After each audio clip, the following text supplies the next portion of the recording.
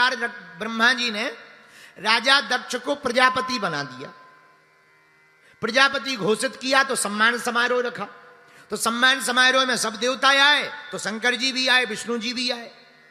तो जैसे ही, अच्छा नेताओं की आदत होती है, नेता हमेशा लेट आते, तो थोड़ा राजा दक्ष लेट आए, सब देवता बैठे थे, तो सबने खड़े होके स्वागत किया। पर 3 लोग खड़े नहीं भय, ब्रह्मा जी, विष्णु भगवान और शंकर जी। ब्रह्मा जी ने ब्रह्मा जी तो पिताजी हैं, विष्णु भगवान परदादा हैं, और शंकर जी ने सोचा वाह, हम भी ब्रह्मा जी और हम में और भगवान विष्णु में अंतर ही क्या है, तो वो भी बैठे रहे। पर आदमी की नजर होती है, 100 लोग प्रणाम कर लें, एक ना करें, उसी पे नजर जाती है। 10 लोग राम राम कर लें, एक ना करें, उसी पे नजर जाती है। ये कौन है भैया, जरा इसका पता करो कौन है। सब लोग खड़े, 3 लोग नहीं खड़े।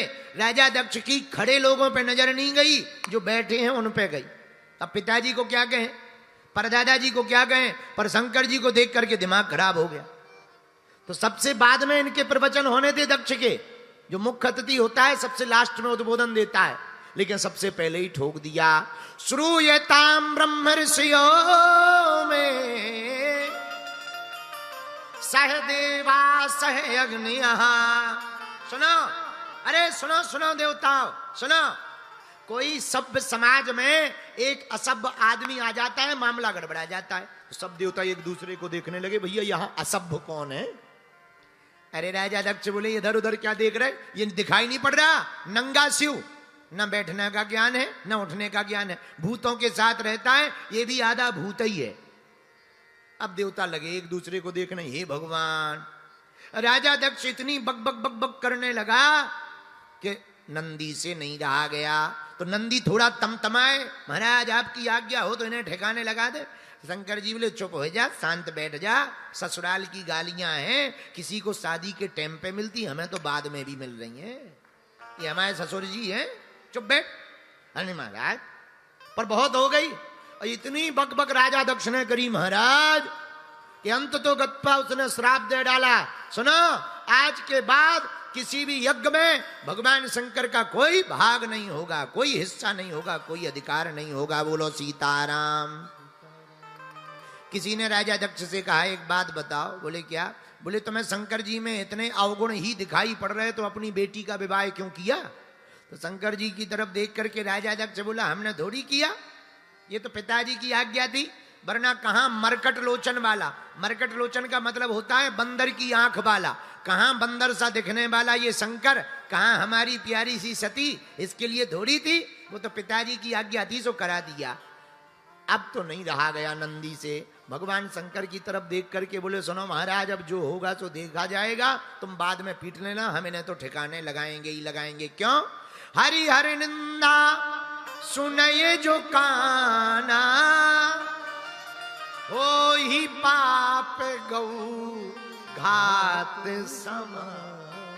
जो भगवान की हरि की निंदा अपने कानों से सुनेगा, उसे गोहत्या बराबर पाप भोगना पड़ेगा। बोलो सीताराम। जोर से बोलो, और जोर से बोलो। अब नंदी तमतमा के खड़े भाई, हे राजा दक्ष, जब से आया है बक बक बक बक बक कर रहा है, जा, हमारे प्रभु को तूने श्राप दिया, हम भी श्राप दे रहे, जा, तेरा मुंह बकरे का हो जाए। अरे जहां बकरे का श्राप दिया, सो बगल में भृगु जी खड़े थे, अपनी दाढ़ी पे हाथ फेर के बोले, ए नंदी, ये ससुर दमाद का मामला था, तू क्यों बीच में बोला? जा, हम भी श्राप देते हैं, शंकर जी के जितने गढ़ हैं सबके सब पाखंडी हो जाएं। नंदी बोला, है हमें पाखंडी बोला? ले बाबा, हम भी तुझे श्राप देते हैं। हाथ में जल लेकर के नंदी ने श्राप दिया, जा पंडित, तेरे जैसे जितने ब्राह्मण हैं सबके सब मांगने वाले ब्राह्मण हो जाएं। हम ब्राह्मणों को तो उसी दिन से श्राप लग गई भैया, इसीलिए हम सब मांग करके ही सीताराम बोलो, जय बजरंग बली की। नंदी का श्राप है ऑलरेडी ही, तो अगर मांग भी ले तो समझ जाना ये हमारा काम नहीं है, नंदी के कारण कर रहे हैं, अपने कारण नहीं, नंदी जी के कारण। बोलो सीताराम। जहां नंदी जी ने श्राप दिया, अब तो जय जय हो गई। बोलो जय सिया राम। जोर से बोलो, और जोर से बोलो। शंकर जी ने मन में सोचा, लो आए तो थे सम्मान समारोह को, चल रहा है श्राप समारोह। बड़ा गलत है। सोई शंकर जी ने सोचा यहां से जाना ही बढ़िया रहेगा। सोई शंकर जी अपने गणों को लेकर के चले गए, बोलो सीताराम। पर अपनी पत्नी को नहीं बताया, सती जी को नहीं बताया। हर बात बतानी भी नहीं चाहिए। हाँ, जितने विवाहित पुरुष बैठे हैं देख लो, सीख लो शंकर जी से। हाँ, पहले ही दिन बता देते तो रोज लड़ाई होती, शंकर जी जानते थे, इसलिए बताया नहीं, चुप हो गए, एकदम शांत बैठ गए। हाँ, पर बहुत दिन बाद राजा दक्ष ने यज्ञ की।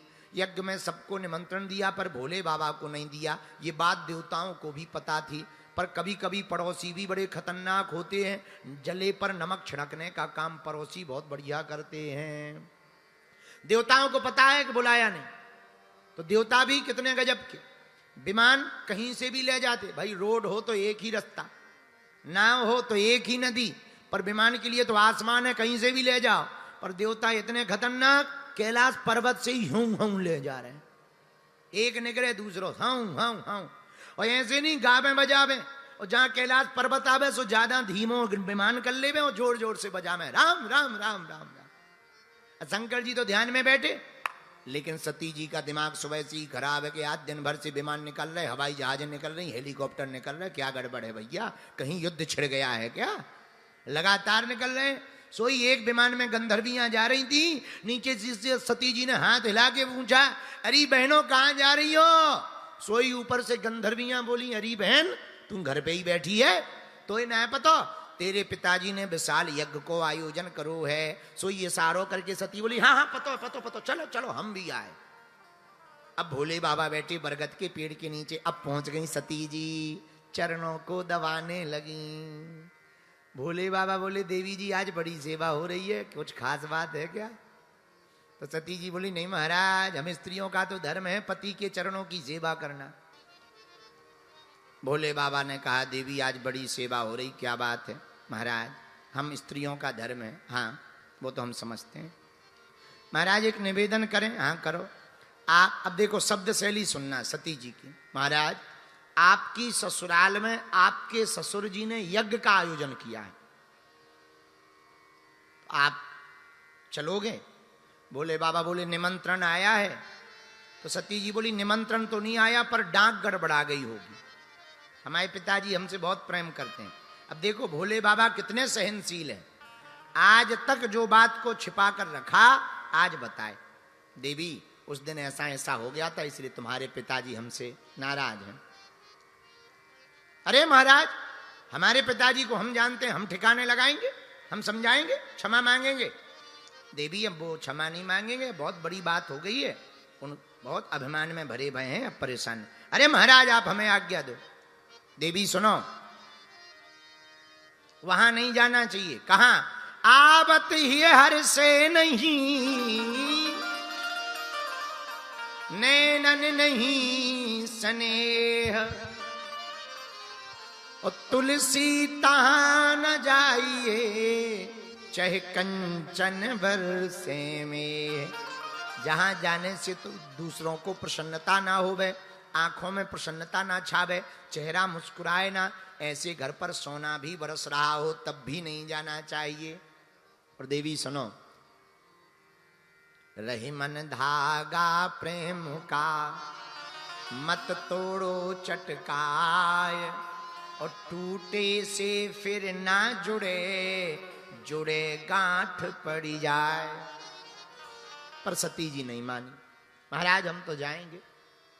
तो सती जब नहीं मानी, भगवान शंकर ने विचार किया तो भगवान की यही इच्छा होगी। हुई यही सोई जो राम रचि राखा, को करी तरक बढ़ावे सखा। अब जो भगवान ने रचा होगा वही होगा। एक गण को साथ में भेज दिया, वहां सती ने देखा सबका भाग, सबका हिस्सा है, सबका स्थान है, भोले बाबा का स्थान नहीं है। मन बड़ा खिन्न हो गया, मन खिन्न से भर गया। अंत में सोचा सती जी ने कि जो देवता पहले कल तक प्रणाम कर रहे थे आज वो उल्टा देख रहे हैं, कोई प्रणाम नहीं कर रहा, राजा दक्ष के डर के कारण। और मन में सोचा देखो पति के अपमान में पत्नी का अपमान है और पति के सम्मान में पत्नी का सम्मान है। सती ने मन में विचार किया यहां ठहरना उचित नहीं है, तो पिताजी की तरफ देख करके कहा कि आप हमारे पिता हो, ऐसा कहते हुए भी हमें शर्म आ रही। अब हम वापस तो जाएंगे नहीं, वापस जाएंगे तो भोले बाबा कहेंगे आओ दक्षायणी, आओ दक्ष कुमारी, तो मन में और दुख लगेगा और हम अपने आप में ही हीन से भर रहे कि हमारे अंदर आपका खून रंगों में दौड़ रहा और आप शिवद्रोही हो और शिवद्रोही का खून हमारे अंदर दौड़ रहा, तो हमें बड़ा दुख लग रहा है। पिताजी और तो ज्यादा कुछ हम कहेंगे नहीं, पर आप पिता कहलाने योग्य नहीं हो। आंखें लाल हो गईं, नेत्र फड़फड़ाने लगे, होंठ फड़फड़ाने लगे और बड़े आवेश में आकर के सती जी ने क्रोधाग्नि में अपने शरीर को जला करके भस्म कर दिया। भगवान शंकर को पता लगा, खूब दुखी भय भगवान शंकर, खूब मन में अपार कष्ट पहुंचा। वीरभद्र को भेजकर एक बाल निकाला और जमीन पर पटक दिया।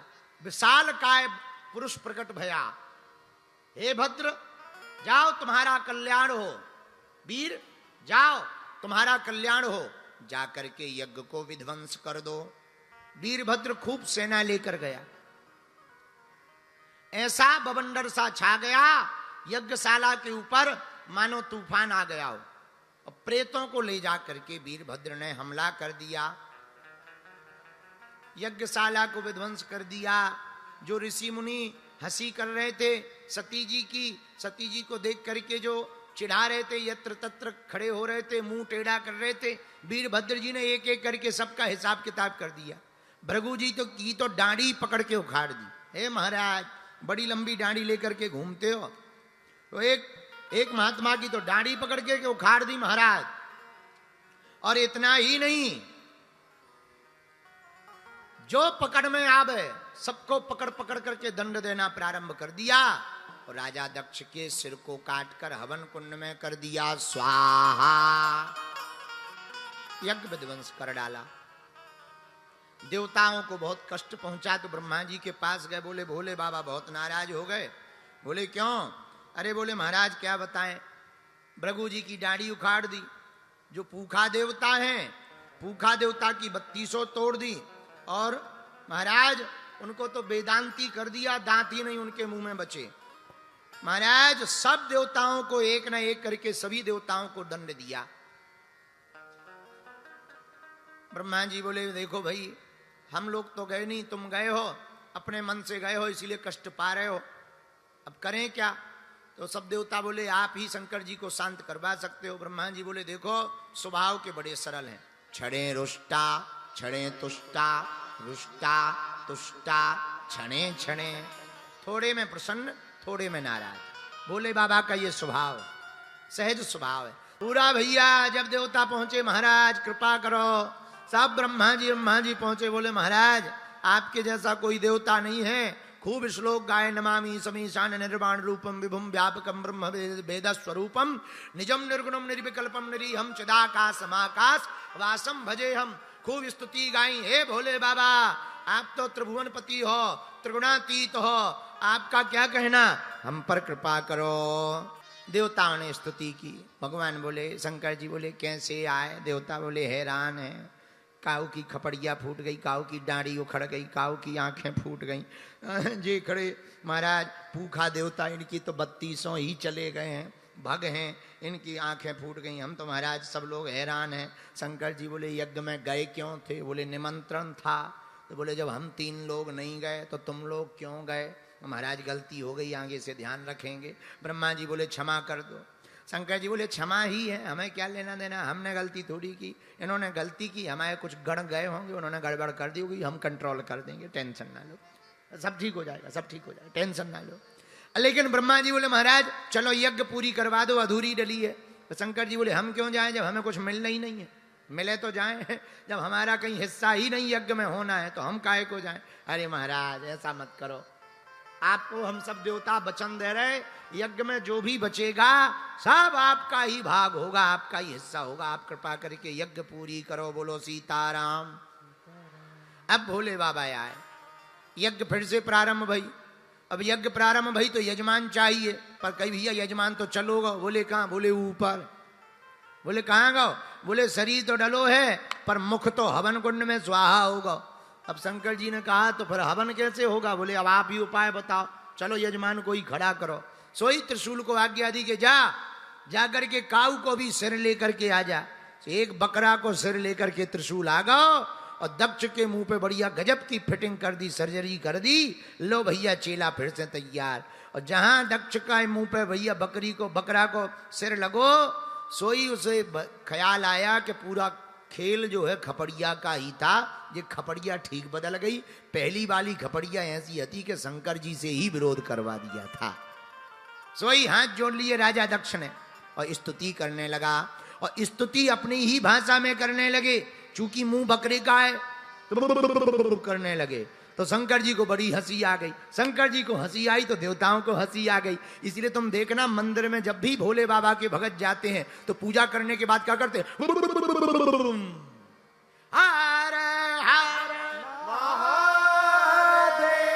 तो शंकर जी को खूब हंसी आती है, ससुर जी की याद आ जाती है भोले बाबा को, तो उन्हें खूब हंसी आई।